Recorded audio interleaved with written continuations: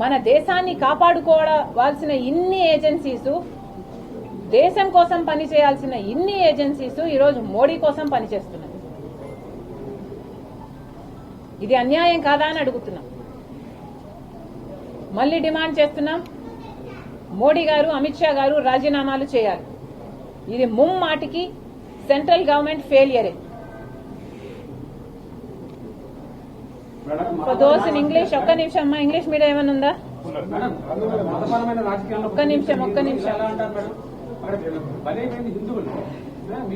ఒక్క ముస్లిం కూడా చనిపోవడం జరిగింది. మీరు గమనించి చూడండి, ఒక ముస్లింను కూడా చంపేశారు. దేశంలో ఉన్న ముస్లింలందరూ చెడ్డవాళ్ళు అనడానికి వీల్లేదు.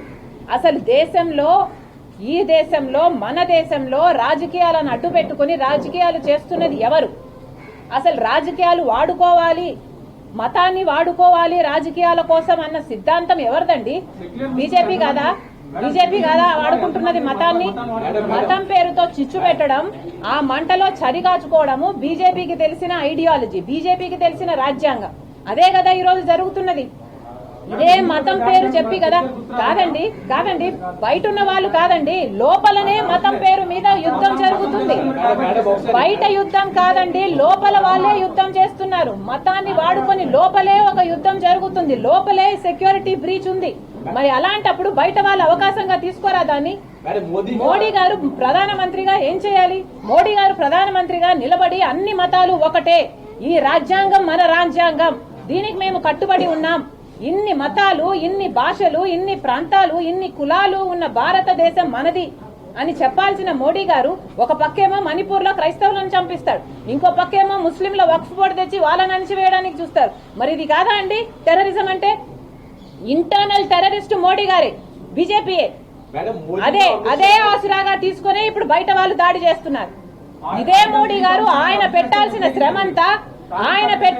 శ్రమంతా దేశం బాగు కోసం, ఇక్కడ వాళ్ళ కోసం, మన భద్రత కోసం పెట్టుంటే అసలు బయట నుంచి వచ్చి చొరబడి మనల్ని అటాక్ చేసే ధైర్యమే ఉండేది కాదు. ఈ రోజు ప్రతి సంస్థని మోడీ గారు దేనికి వాడుకుంటున్నారండి?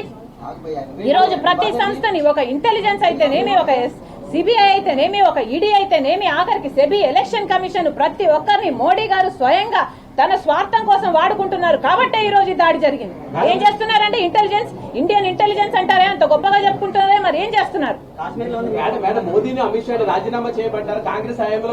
ఇంగ్లీష్ మీడియం అప్పుడు మీరు అడగాల్సిన వాళ్ళని అడగాల్సింది. అప్పుడు కాదు కదా, అప్పుడు మాట్లాడాల్సిన మాటలు అప్పుడు మాట్లాడుంటామండి. ఇప్పుడు కదా మాట్లాడుతున్నాం, ఇప్పుడు కదా జరిగింది. హిస్టరీ గురించి తవ్వుకుంటూ పోతే ఇంకా బ్రిటిష్ వాళ్ళ దగ్గర నుంచి మొదలు పెడతామండి. ఆజాదీ తెచ్చింది ఎవరండి? కాంగ్రెస్ పార్టీ కదా. మొదలు పెడతామా? మీరు వెనక్కి వెళ్తామంటే నేను వెనక్కి వెళ్తా.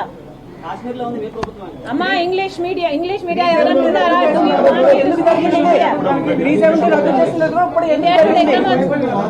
అమ్మా అక్కడ ఇండియా చూడండి జరిగింది. దానికి ఎవరు బాధ్యులు కాకుండా ఈరోజు అందరినీ వదిలేస్తే ఊరుకోవాలా? దేశ ప్రజలు ప్రశ్నిస్తే తప్ప